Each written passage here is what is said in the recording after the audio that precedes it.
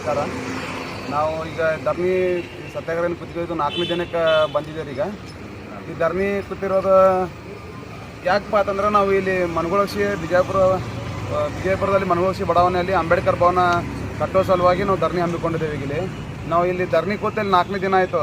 4ನೇ ದಿನ ಆದರೆ ನಮ್ಮನ್ನು ಇಲ್ಲಿ ಕರೆದು ಮಾತಾಡ್ಸೋದಾಗಲಿ ಹೇಳೋದಾಗಲಿ ಯಾರೊಬ್ಬರು ಮಾಡ್ತಾಯಿಲ್ಲ. ಕಾರಣ ಯಾಕಂದರೆ ಇದರಿಂದ ಎಲ್ಲ ದೊಡ್ಡ ಷಡ್ಯಂತ್ರ ನಡೆದಿದೆ, ನಮ್ಮನ್ನೆಲ್ಲ ಹತ್ತಿಕ್ಬೇಕಂತೇಳಿ ನಡೆದಿದೆ. ಈ ಕಾರಣ ನಾವೇನು ತಲೆ ಕೆಡ್ಸೋದಿಲ್ಲ. ಈಗ ನಮಗೇನು ಆಗಬೇಕಾಗಿರುತ್ತಂದ್ರೆ ಮನಗೊಳಸಿ ಇಲ್ಲಿ ಅಂಬೇಡ್ಕರ್ ಭವನ ನಿರ್ಮಾಣ ಆಗಬೇಕು. ಸಿಟಿ ಸರ್ವೆ 605ರಲ್ಲಿ ಅಂಬೇಡ್ಕರ್ ಭವನ ಕಟ್ಟಬೇಕು.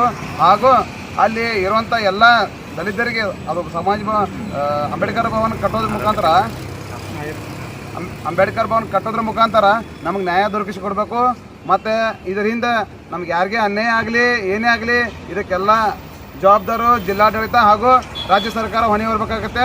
ಮುಂದಿನ ದಿನಮಾನಗಳಲ್ಲಿ ಈಗ ನಮಗೆ ಭವನ ನಿರ್ಮಾಣ ಆಗ್ಲಿಕ್ಕಂದ್ರೆ ನಾವು ರಾಜ್ಯ ಸರ್ಕಾರಕ್ಕೆ ನಾವು ಮನವಿ ಸಲ್ಲಿಸ್ತೇವೆ. ಇನ್ನೊಂದು ಜಿಲ್ಲಾಧಿಕಾರಿ ಕಚೇರಿ ಮುಂದೆ ನಾವು ಧರಣಿ ಕುಂದಿರ್ತೇವೆ.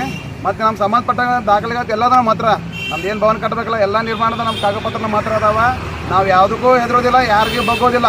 ನಮ್ದು ಏನು ಪ್ರತಿಭಟನೆ ಇದೆ ನಾವು ಇನ್ನೂ ನಿರಂತರವಾಗಿ ನಮ್ಮ ನ್ಯಾಯ ಸಿಗೋವರೆಗೆ ನಾವು ಪ್ರತಿಭಟನೆ ಮಾಡ್ತೀವಿ.